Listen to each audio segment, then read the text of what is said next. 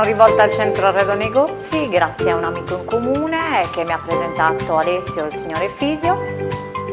E abbiamo deciso di rinnovare quindi il locale grazie al loro progetto che ci hanno presentato, quindi con uno schema particolare creato da Stefano.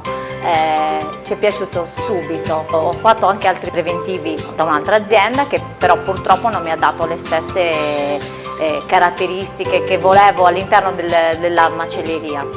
Io ho presentato e ho richiesto un altro preventivo a una ditta di Brescia che ho conosciuto a Modena da questo corso che abbiamo fatto all'IMIT nel 2016 e sinceramente mi è piaciuto l'arredo che presentava questa azienda.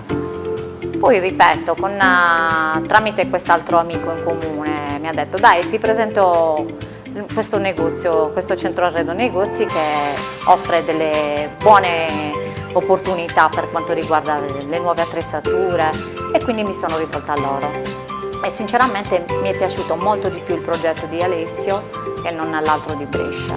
Dopo che ci siamo trasferiti quindi con il rinnovo del locale abbiamo ottenuto degli ottimi risultati, la clientela è aumentata tantissimo e purtroppo non riusciamo a soddisfare le loro richieste. Faremo di tutto il possibile per cercare di soddisfare le esigenze dei clienti. Il fatturato è aumentato tantissimo, abbiamo incrementato molto anche le vendite e quindi siamo contentissime, ecco, speriamo di continuare.